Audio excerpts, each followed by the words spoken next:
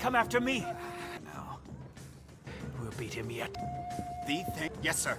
Go!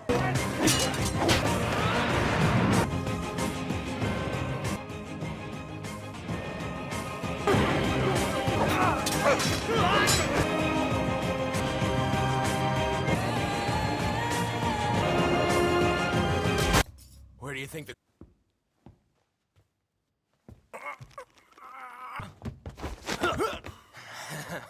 One... Thanks, good luck. So you're Holding Megumi. Why do you Believe that there is anybody who isn't worth. Why do you just so empty of conviction? found? A man can't make a living in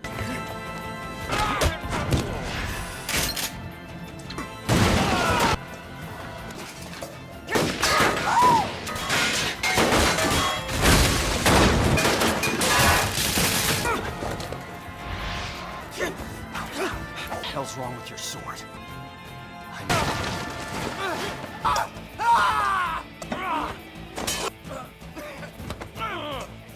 Wait a second! It's good. Actually, I'm a vegetarian. I give it here.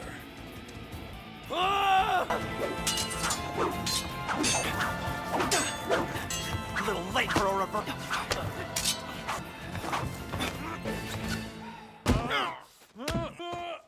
Calling is...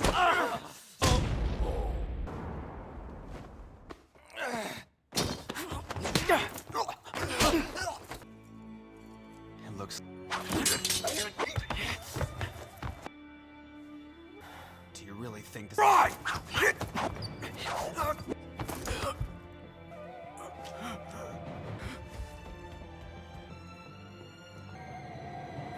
We still... Our match isn't...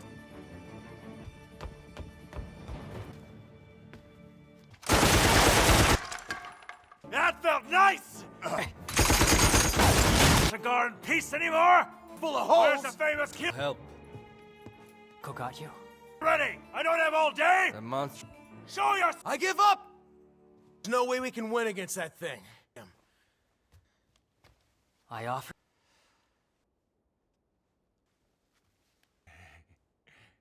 The floor and beg for mercy. Nothing! And then beg!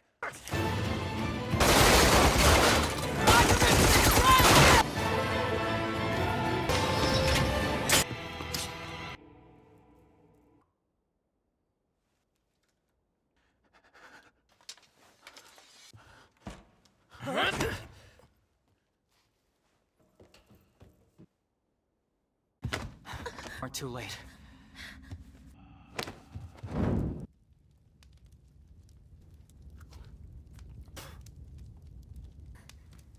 You see, I've taken you hostile sword self.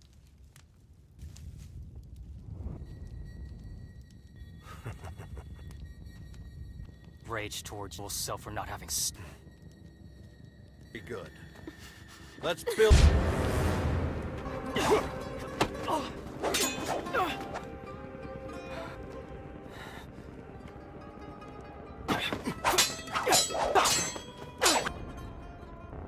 Couldn't see the loop back.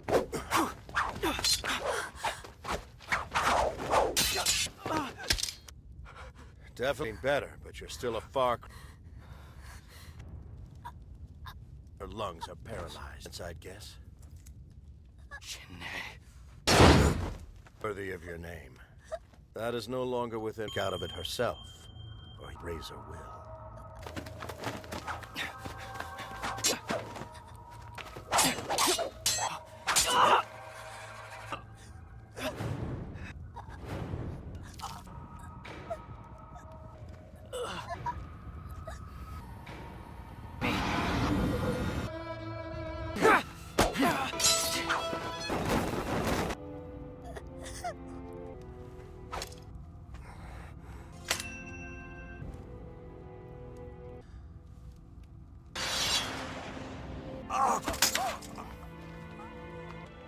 I've shattered your entirely.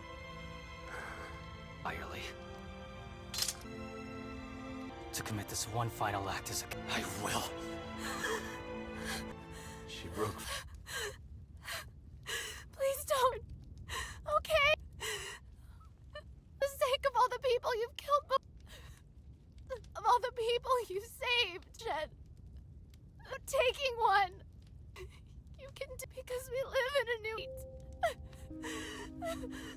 Kaoru.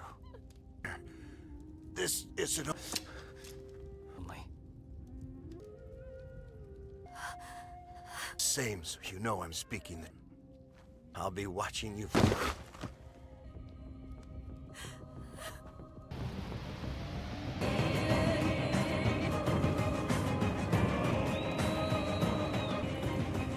Putting yourself through all kinds of trouble. So Another word for weakling. Live by the sword, die. Crazy. Well, I...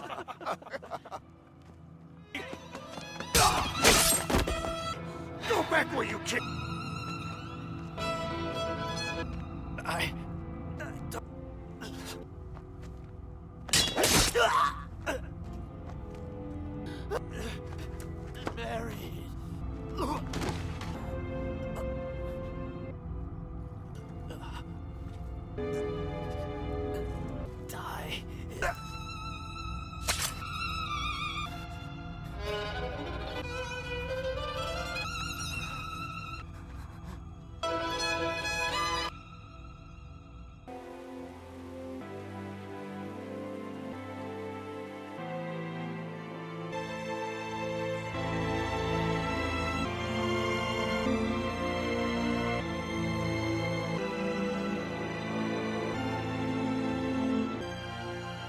carrying the future.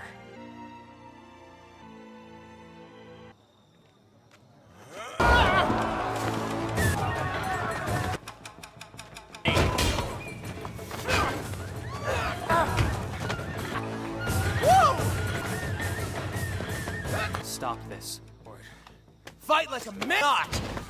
For us to fight. The strength of your arm. What's wrong? Huh? This is my fight. You people. Jail time anyway. It's done. let's first be able to protect yourself.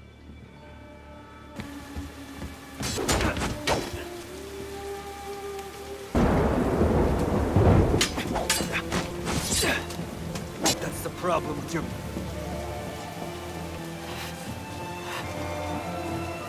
No anymore. Stop.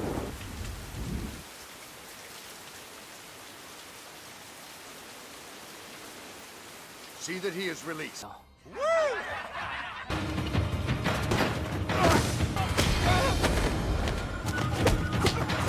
Stand your ground, you idiot. Understand?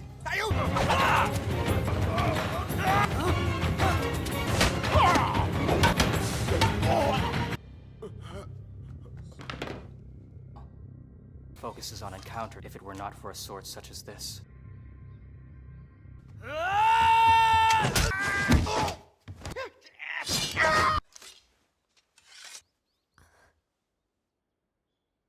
Kaoru, what's wrong?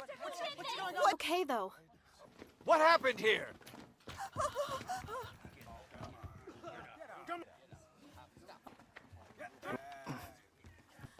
I wanted to ask. Kenshin mean... What's going on? Hey, that way, quickly! Move it! Get him!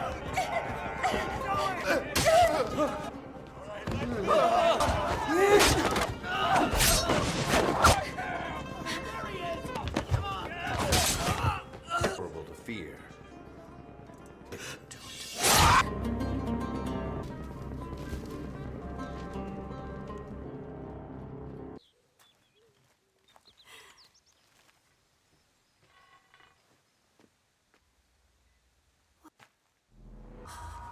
Stop at once!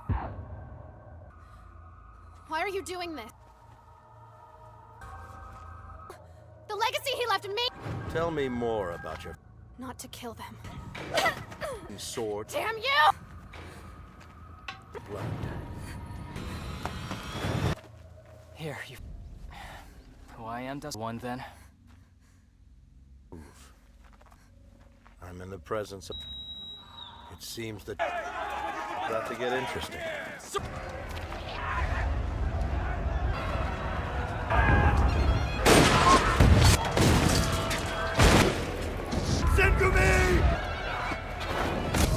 Show yourself. And Hajime Saito!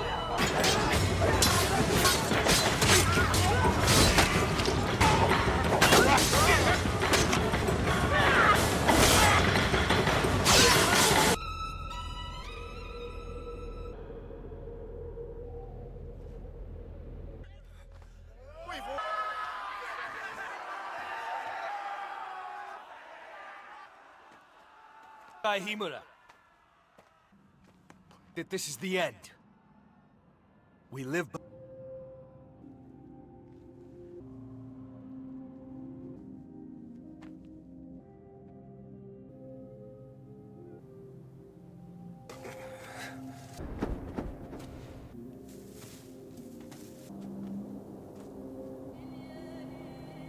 About the sword.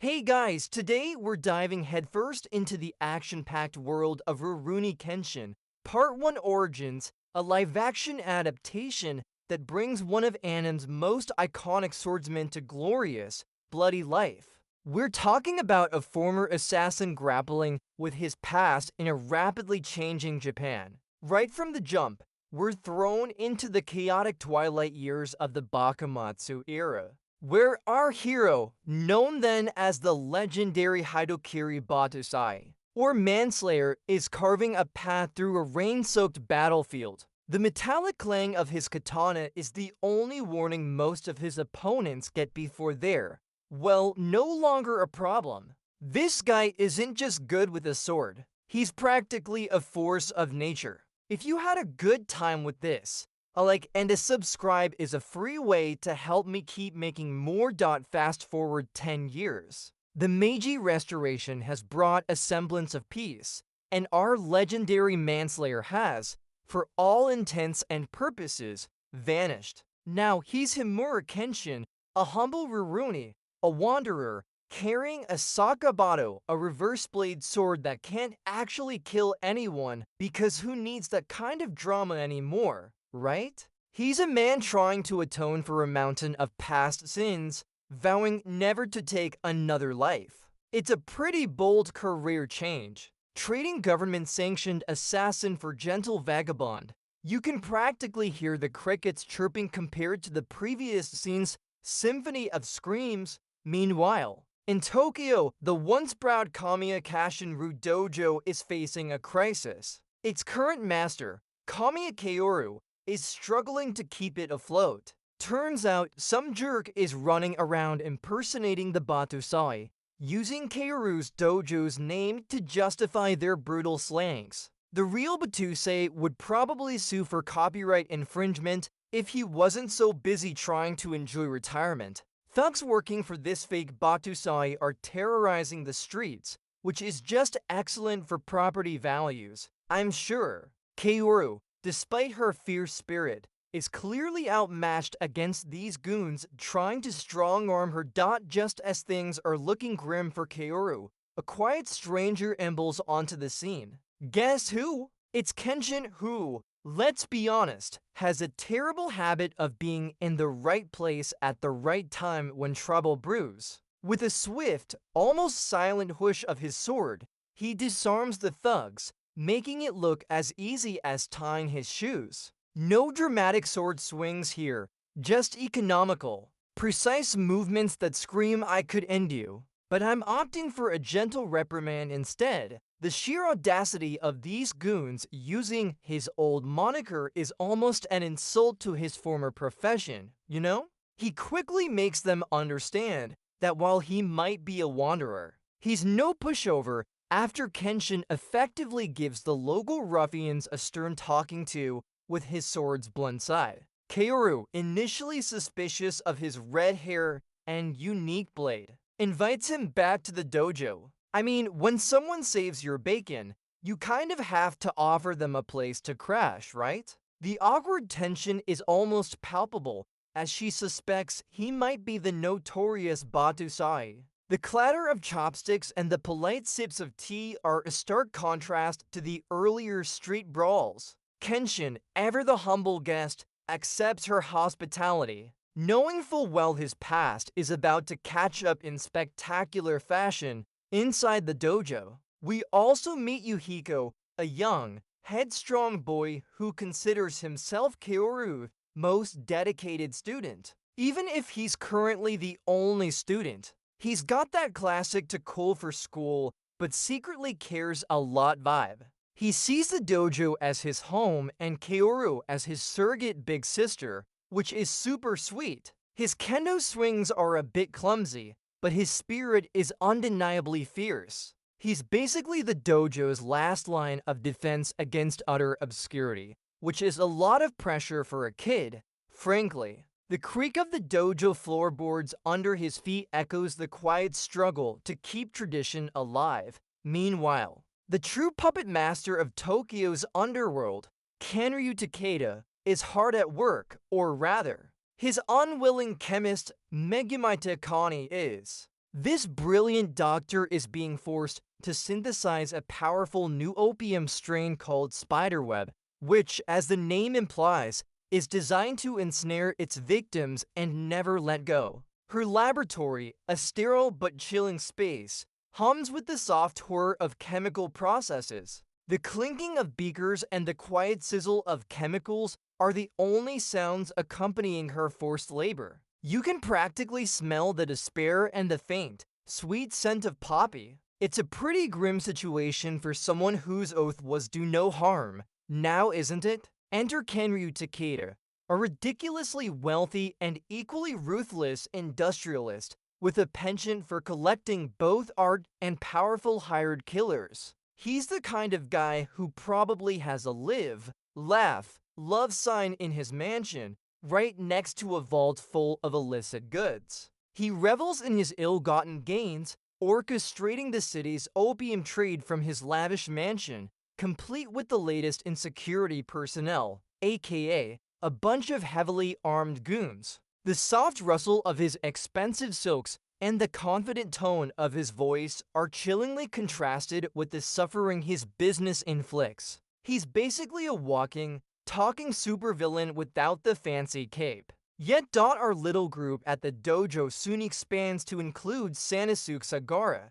a towering ex-member of the Seikiho army, now a fighter for hire, with a chip on his shoulder the size of a small car. And guess what? He's got a ridiculously oversized zanbato, or great sword, which he wields with surprising agility, considering its weight. He's basically a walking, talking billboard for don't mess with me. His backstory: the government disbanded his unit and labeled them criminals. So he's got a vendetta against anyone vaguely associated with the new age. He's essentially a walking, punching ball of resentment, looking for a target naturally. Sanosuke gets hired by Kanryu to deal with Kenshin and the dojo. Their first encounter is a breathtaking clash of styles. Sanosuke's raw, untamed power against Kenshin's quiet, masterful finesse. The air is filled with the whoosh of Sanosuke's massive blade and the blur of Kenshin's rapid movements.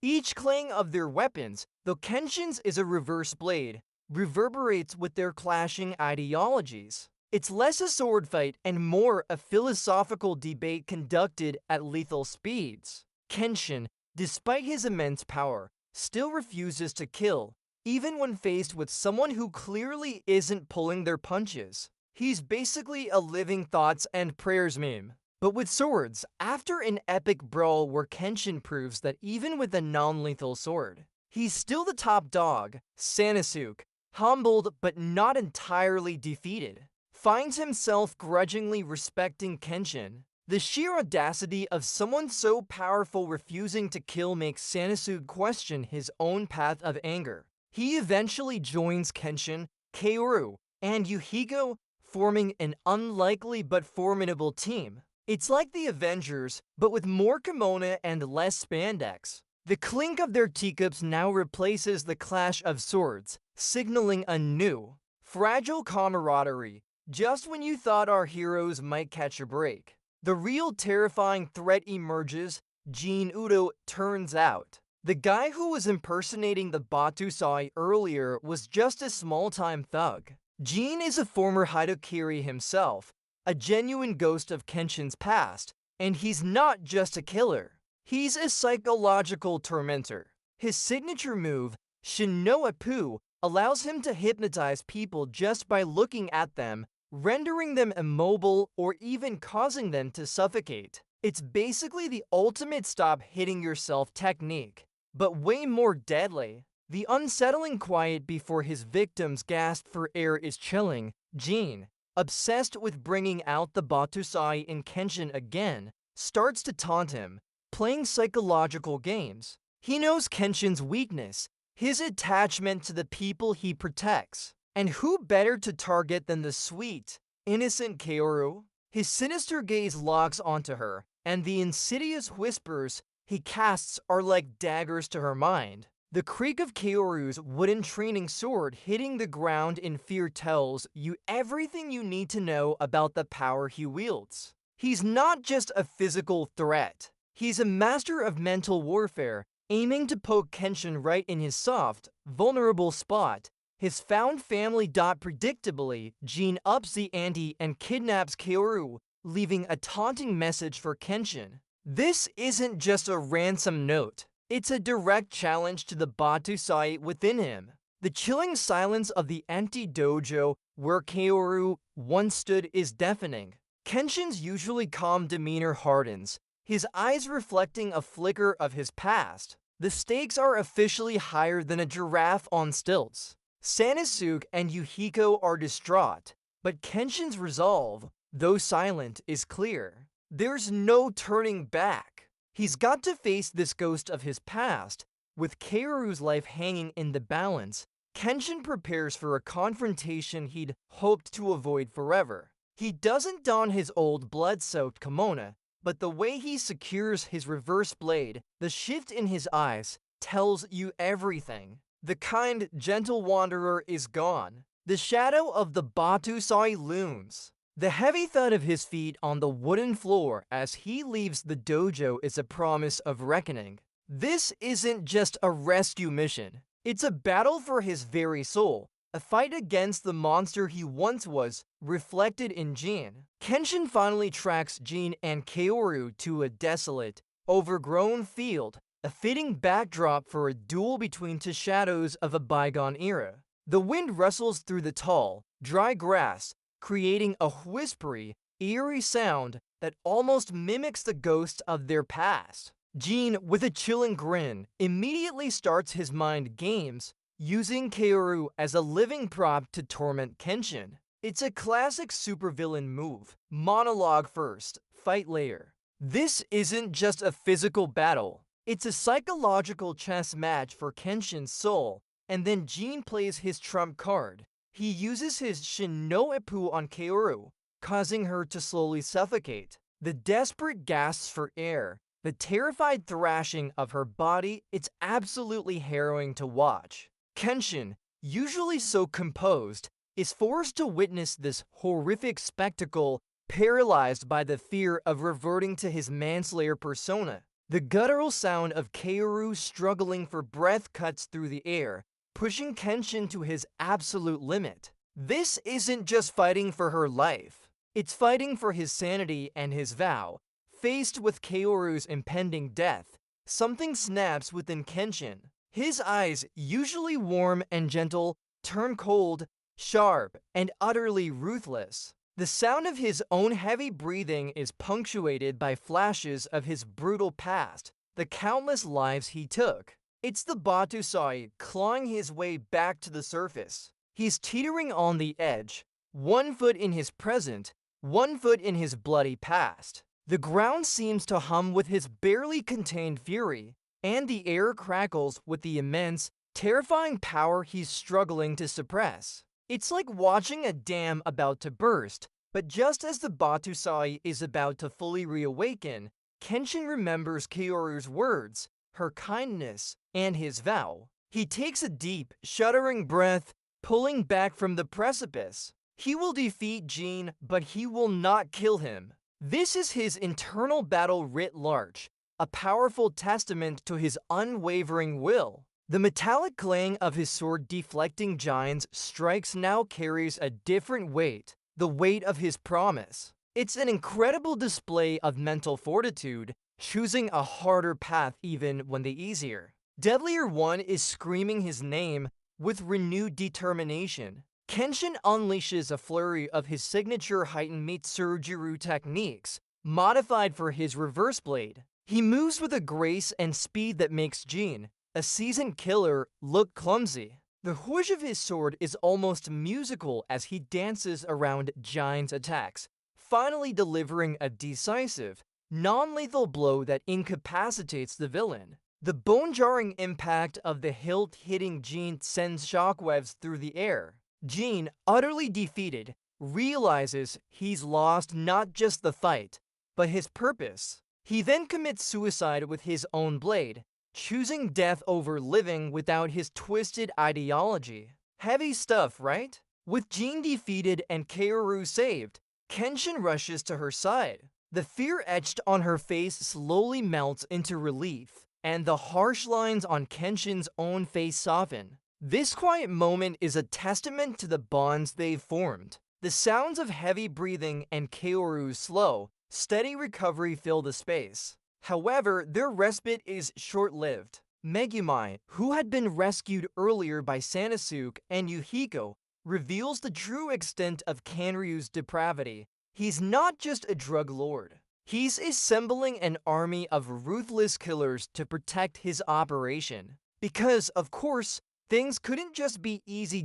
Armed with Megumi's intel, Kenshin, Kaoru, Sanosuke, and Yuhiko realize they can't just stand by. Kanryu's operation is too dangerous, too corrupt. They hatch a plan to storm Kanryu's heavily fortified mansion, dismantle his opium empire, and liberate Megumi and any other unwilling participants. The scratching of a pen on paper as they draw up a map, the quiet murmurs of strategy, it all adds to the tense anticipation. It's a classic assemble the team and kick butt scenario, but with more honor and a slightly smaller budget for special effects. Bless their hearts under the cloak of night. Our heroes infiltrate Kanryu's sprawling, gaudy mansion. It's less a home and more a fortress, complete with more security than a bank vault. The soft crunch of their feet on the gravel and the distant shouts of guards create a palpable tension. They navigate through corridors and courtyards, each step calculated. This isn't a leisurely stroll. It's a high-stakes mission where one wrong move means disaster. You can almost feel the chill in the air and the adrenaline pumping through their veins. No pressure, just saving the city from a drug kingpin. The usual Tuesday, really, their first obstacle is gone. A macabre assassin who, for reasons known only to him, controls life-sized, incredibly strong humanoid puppets with strings. Yes, puppets. Because nothing says deadly assassin like a literal puppeteer. The creak of wood, the snap of strings, and the surprising force of these inanimate fighters make for a truly unique and unsettling battle. Kenshin, ever adaptable, weaves through their attacks, his reverse blade deflecting their heavy blows with practiced ease. It's a ballet of destruction, but instead of ballerinas, it's Kenshin versus a squad of glorified mannequins. Next up, Sanosuke gets to flex his muscles against Banjin, a dude whose arms are covered in razor-sharp, armored blades. Basically, Banjin is a walking Swiss Army knife of pain. The sounds of their clash are less sword fight and more to freight trains colliding. Sanosuke, with his trusty Zanbato, brings the brute force. Each swing tearing through the mansion's decor with reckless abandon. The shouts of effort, the heavy thuds of their impacts, it's a pure, unadulterated brawl, leaving a trail of destruction in its wake. Poor Kanryu's insurance rates are going to be through the roof.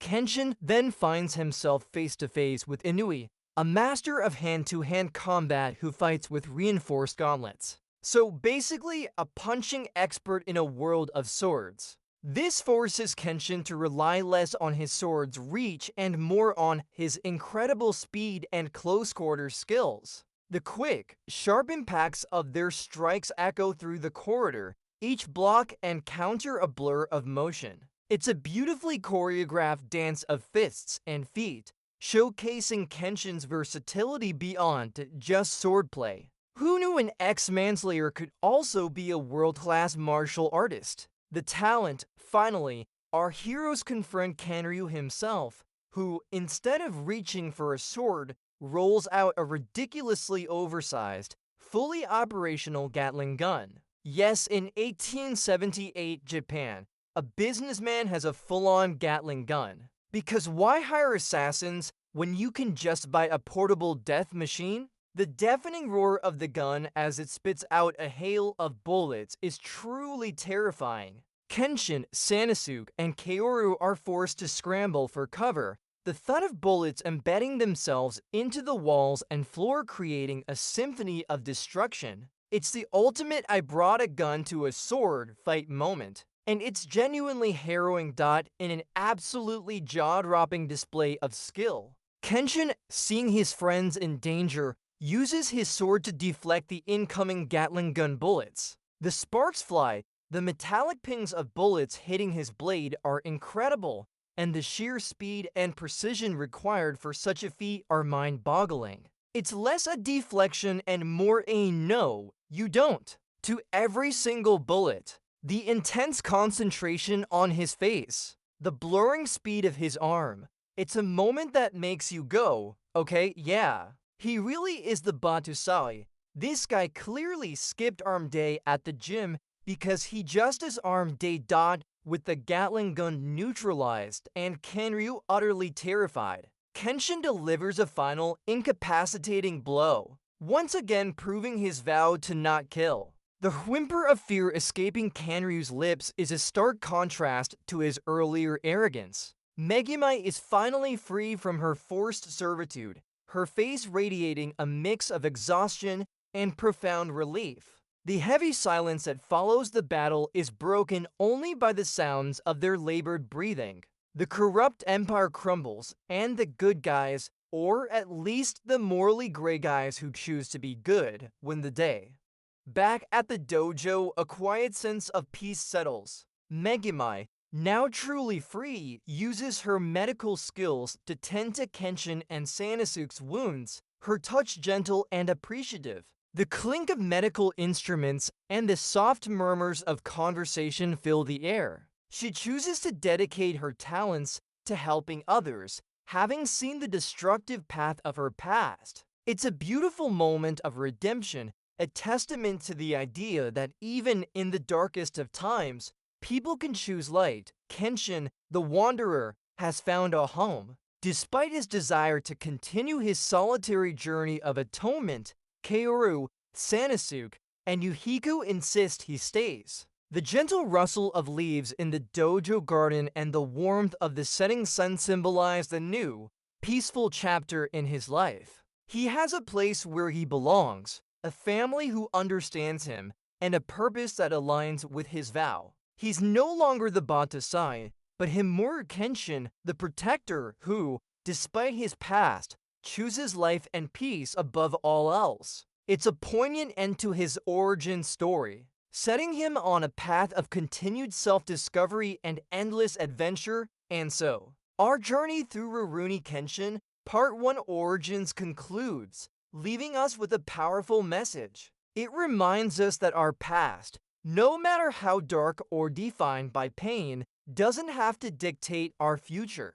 Kenshin's path from a ruthless manslayer to a compassionate protector is a testament to the incredible strength of the human spirit to seek redemption and forge a new identity. It's about choosing to carry a burden, not as a weight that drags you down, but as a lesson that propels you forward, inspiring you to build a better world, one non-lethal sword strike at a time. May we all find our own way to mend what was broken.